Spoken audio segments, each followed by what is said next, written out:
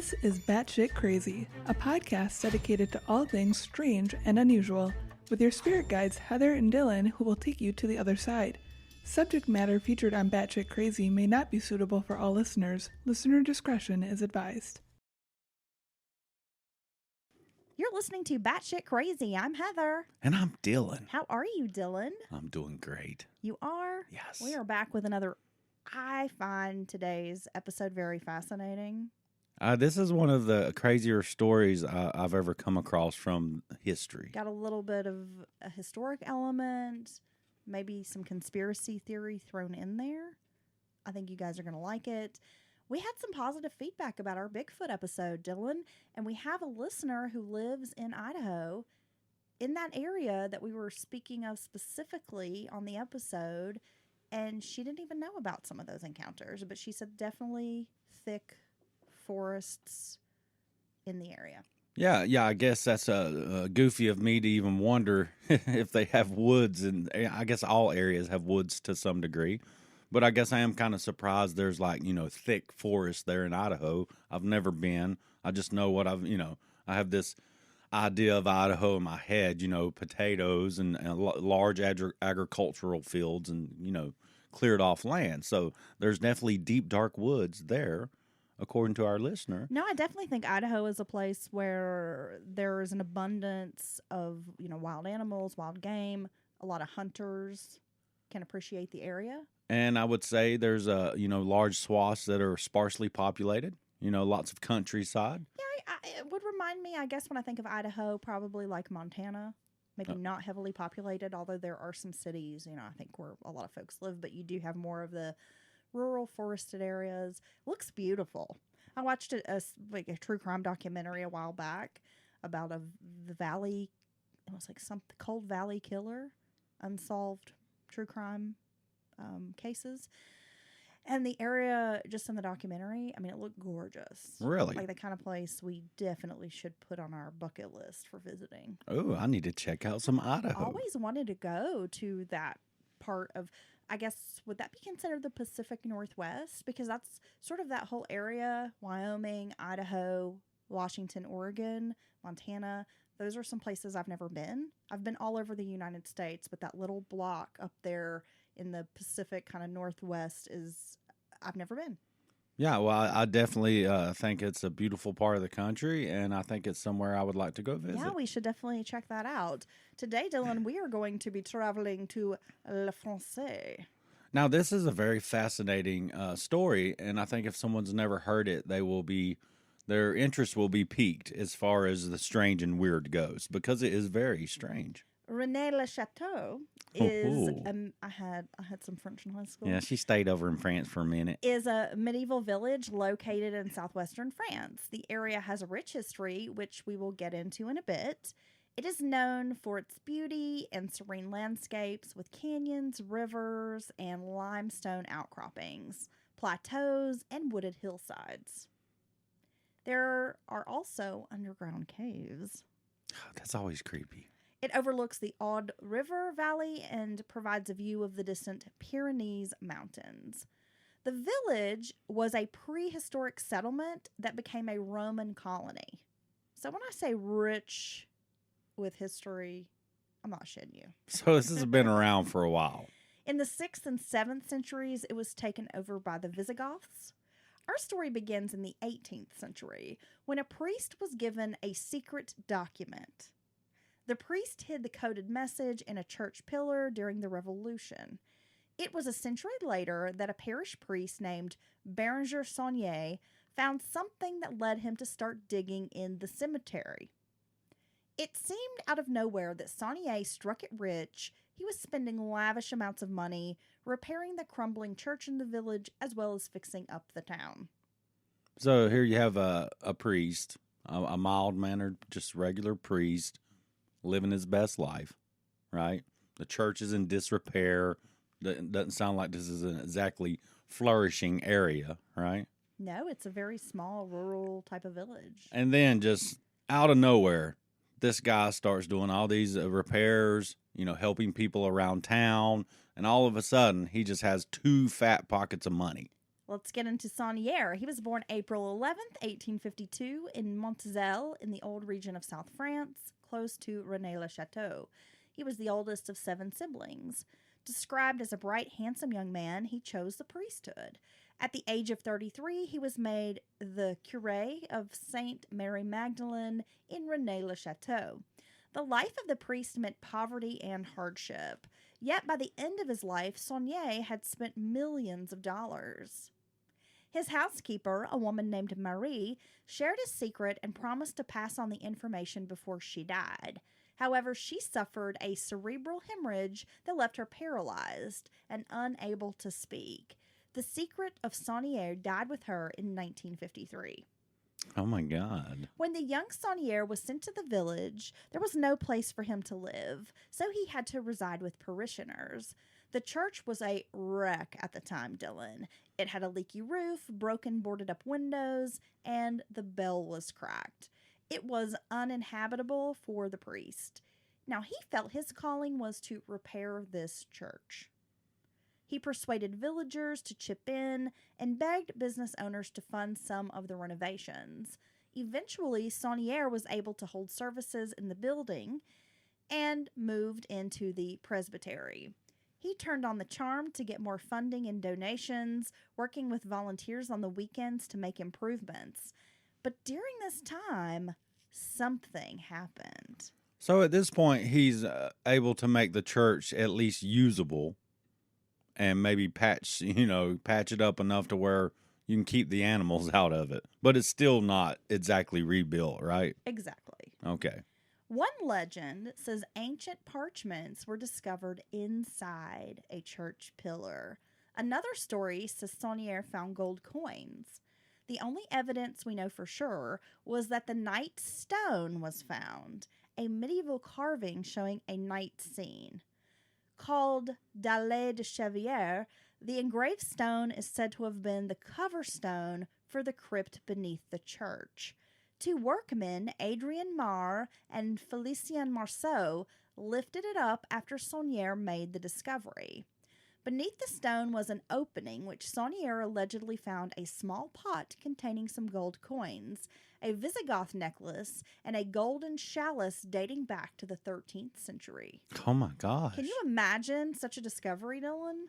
That would be amazing, but, it would not surprise me that these things were hidden in a church or a place of worship because, that was a lot of times valuables were left in the churches. And they were considered sacred. They were sacred. They were like often undisturbed. Right, religious by artifacts. invaders, that kind of thing. Yes, even to your typical robber or, like you said, invading force may pass over the church just out of superstitious belief. I should not mess with that. They may even leave the people there, the priest and people there unmolested for the same reason because they are part of the church. So, yes, it doesn't surprise me at all that someone may have hidden something there at the church. The stone is said to be the seal on a mural tomb of Sigebert the Fourth. Okay, I got to say something right quick. We do stories all around our country. Yes. Okay. And sometimes me or you cannot pronounce or horribly mispronounce the names of areas, people. And but you're nailing the French, okay? So I think from henceforth, we should cover only French things. Some have noticed the resemblances with the official seal of the Knights Templar of 2 men riding 1 horse. A Dutchman later named Klaus van Urk would make a case for the stone that it depicted 2 entrances of the Grail Church, Bieda Mariam in Ethiopia, where the Ark of the Covenant was once hidden. The 2 stones do bear a striking similarity, Dylan. Oh, now you're talking about like the artifact of artifacts. Yes. Because Indiana Jones even had trouble finding it. I was going to say, when I think of the Ark of the Covenant, I immediately think of Indiana Jones. Oh, we're like big kids. We just rewatched all the Indiana Jones in a row. Big children of the 80s. Never really grow up. And I must say, those movies, they still got it. Raised on Spielberg. They still got that wonderment. As a child, you're watching these movies and you're just marveling at what you're seeing and wondering what's coming around the corner. So much Dylan ordered a lasso. and a hat. It's true. Whatever treasure Sauniere found caused him to begin acting strangely. So he discovers something. No Something. one knows what, but they have a good idea that it's something. He has found something. A treasure of sorts. Okay. Perhaps. But it remains a mystery, Dylan. He was seen at night rummaging around the church with his housekeeper, Marie, who held the lantern for him. The pair were seen digging in the cemetery at night. Now that's going to spark rumors. Yeah. The city council finally had to file an intervention for the pair to stop disturbing graves after fielding complaints. So what was actually going on? After 5 years of excavating and sneaking around, Sauniere seemed to come into money. He bought expensive church decorations, several plots of land where he built himself an estate. Now here is a parish priest who goes basically from pauper to millionaire. Yeah, rags to riches, literally. Living with his parishioners. Living hand to mouth, barely keeping the doors of the church open, barely keeping the weather out and the animals out of the building because everything's in disrepair and has, fell into serious disrepair. And then all of a sudden, boom, he's doing everything he wants and then some. His home, Dylan, it was grand. It was called Villa Bethania, which featured a large tower, the Magdala Tower, where he studied, an orangery, and a garden with a pool. He also had a cage of monkeys. I think that's the icing on the cake, right? That's when you've really you've made it. When you've arrived, when you've reached like a Michael Jackson level of wealth, you buy monkeys. Well, I mean, it's no different. Or chimpanzees. You see examples of that in the modern day. Pablo Escobar, he has everything in the world, so he brings exotic animals over to Colombia. Cocaine hippos, which are actually thriving in Colombia. There's a whole story about that. Now they hippos own Colombia now because you can't stop them. They're tanks on legs. But yeah, I mean, I think we've seen this time and again when people have just immense amounts of money available, they buy things that your regular person just could never afford. Marie, her father and brother moved in with Sauniere.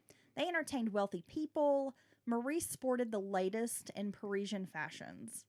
So here is his housekeeper. Wearing today's hot fashion. Exactly, like the designer fashions of Paris at the time. And I think we have to remember during what time period this is. And to receive the hottest fashions, this has been shipped, specialty order. It's very expensive. You don't go to a store near you and buy the hot fashions. No, they're ordered. Dressing as if she were Marie Antoinette. Right. Everything's handmade. Everything's of the highest quality. Many of the dresses would be encrusted, maybe with your lower value jewels and Parisian things. socialites. Yeah. The finest silks, furs.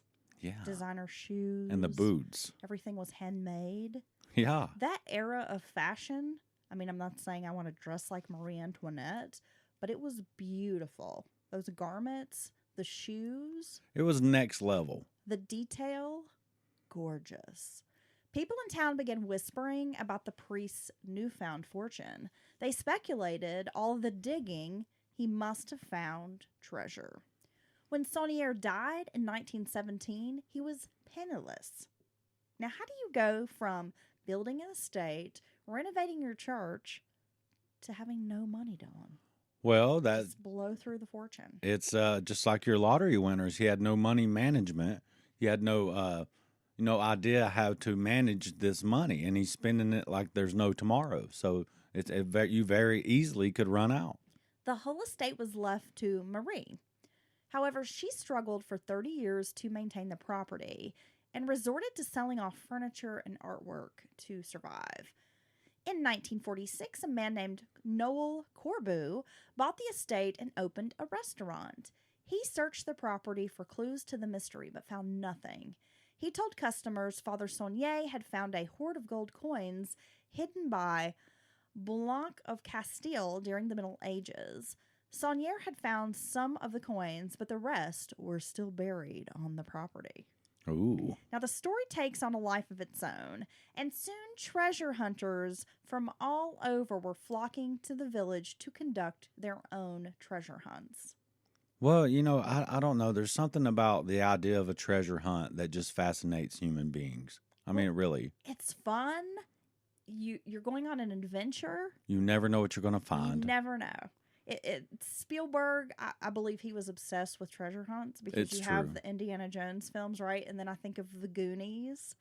And after seeing that movie, how many times as a kid did you want to go on a treasure hunt? You wondered if One-Eyed Willie's treasure was down that culvert pipe in your neighborhood? Yes. Yeah, for Or real. you would just go randomly dig holes in your backyard, hoping that maybe you would find, I don't know, some Civil War gold buried there or something. I mean, and this happens to this day. Not too many years ago, there was a large hoard discovered in the UK.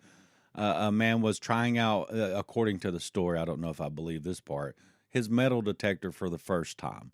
So he pulls over in a sizable field beside basically a highway or interstate and goes zipping around, gets some dings, and discovers a hoard from some general or, warlord back in the day that was worth tens of millions of dollars, Wow, can you imagine? No, I can't. Of course, we live in North Carolina, and there are quite a few divers who want to venture off the coast in search of like Blackbeard's treasure. Yes, because we or do have pirate treasure, those dangerous coastal, the shoals. the shoals in the Outer Banks area was a very dangerous the area. graveyard of the Atlantic. A lot of ships went down. Yeah. There is an untelling amount of riches, I'm sure, lodged in the sand off the coast. Yeah, so even in this story, the idea of the treasure hunt or something being discovered has persisted for years and years, right?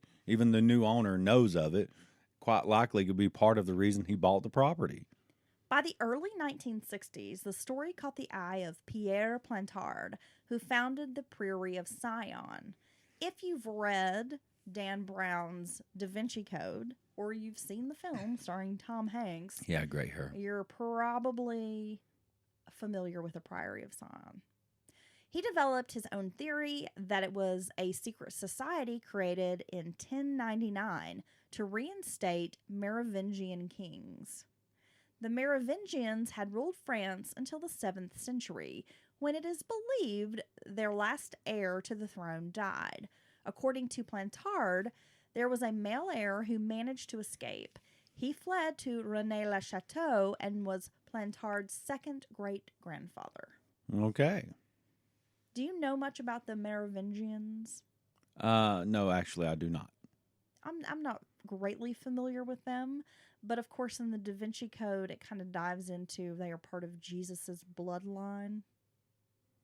So they're protecting the secrets? The secrets. Is that how it works? There's in- always some in theory. ancient order, who protects the secrets, don't let it out, kill anyone who comes close to discovering it. And that's actually a topic we will cover at some point on Batshit Crazy. We will dive into this theory of Jesus's bloodline, Knights Templar. Oh my gosh, we could We'll kind of dive into that later on. we could go secret society crazy because there's the Cabanari. There's some out there way less, popular, familiar to people than the Masonic Temple and Skull and Bones and all that. And we're talking ones way older. We have all the time in the world, Dylan. We will get. Oh my gosh. We will get to these secret societies on So- Batshit Crazy.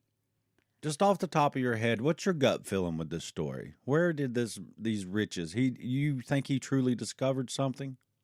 I think probably because to gain that kind of wealth overnight In this day and in that day and age, just it's not doesn't happen easy. very often. I You- mean, the guy's not like investing in crypto coins, Yeah, well, he's not. Unless there was some.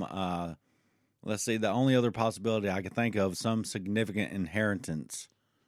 I'm not sure how that system worked back then, actually, or how good it worked.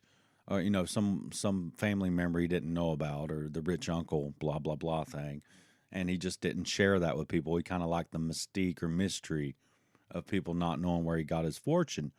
But it being an old church where he, when he was a kid, it was already an old church. that church had lived through a lot, and given the time frame and the geolocation of where he's at, I think it's quite possible there could have been some kind of a cache of gold, or gold or gem encrusted items. Well, then you have to think about, how did he fence it? How did he liquidate it? How did he turn it into money? Exactly. Because you can't take a ruby encrusted cross, and pay for things without people talking. I don't know. The Catholic Church has a lot of money, Dylan. That could be definitely something the Vatican might be interested in. Yeah, well, I mean, you may be able to liquidate it that way, sell it straight to the church. That's a good idea. Plantard went to the village and exchanged stories with Corbu. They concluded maybe it was not Blanque's treasure that Sauniere found, but something else. Something like parchments showing the Merovingian bloodline existed.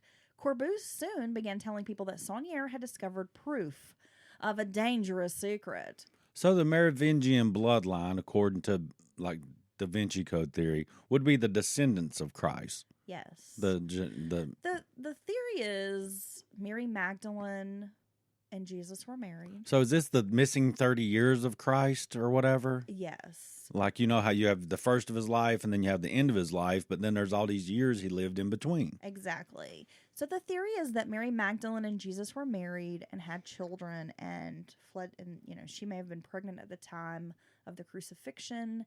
She fled to France to safety and was able to either, take the children or have a baby in France. That would be the heir of Jesus. The son, Jesus, my dad, y'all. That would become the Merovingian bloodline. Who you think Jesus' son would be like douchey about it? I was like, man, my dad's Jesus, okay? So I don't know what you're talking about. He would be running around acting like the kid from what's that movie? The LA's, what is it? Malibu's Most Wanted. That's it. Yeah. Be Rad. Be Rad. Y'all. He'd be like, driving a huge Cadillac Escalade, wearing gold, and be like, you know who my dad is, y'all? My dad, Jesus. That's all I can think of. Okay, so anyway, back to our story. In the 1970s, the BBC picked up on the story and ran a series of documentaries about it. Several books were written about the Holy Grail and Jesus' bloodline. These stories suggested that Jesus had married Mary Magdalene and had at least one child with her. As I mentioned before when you were asking, after the crucifixion, Mary and the child went to France to spend their days. Jesus' descendants then married into what would become the Merovingian kings. Not only did this make these heirs to the throne of France, but also relatives of Jesus. And Plantard's secret society had been protecting them ever since. Some speculate Father Sauniere never found a treasure at all, but was able to charm rich donors out of money. It was also discovered that Sauniere had been selling masses and prayers in magazines across France. There was no possible way he could have said all the masses for the amount sold. Oh, yeah, this was common practice. So Sauniere, a bit of a fraudster? Possibly. Con man? The church itself had all these varying degrees of, like, you have a loved one, right? And they die. Well, you could pay off their sin with like some a penance or tax or whatever they call it. And the church had all these very strange, interesting ways of raising money from irregular, everyday people. You could prepay your sins off before you committed them. So that would not surprise me if he had the idea of let me sell prayer, prayers through the mail. That's no different than your Krilo dollar guys and the various Uber pastors of today, right? 700 Club, all that mess. Well, I mean, is it any different? If you send me a donation, I'll say a blessing for you right now. Jim and Tammy Baker. That's no different. They made millions. Yeah, so he quite possibly could have generated money in that form too, and he could have, talked to. He could have had just one very wealthy benefactor who believed in his mission or whatever he said he was doing and give him a large chunk of money. But the interesting part is he never explained what was going on. I'd like to think that maybe he found something of value. I think that either he enjoyed the whole mystery of the entire situation and just kind of messing with people, in a friendly way, or he truly found something. We may never know the truth or real mystery behind Sauniere's wealth, but it has inspired a lot of pop culture, including those Dan Brown books, which are definitely bestsellers. Oh, yeah. And that is the Rennes Le Chateau story. Rennes Le Chateau. What do you think happened, Dylan? I think possibly you found some gems, rubies, gold, some kind of small hoard of treasure. I think it's quite possible. Yeah.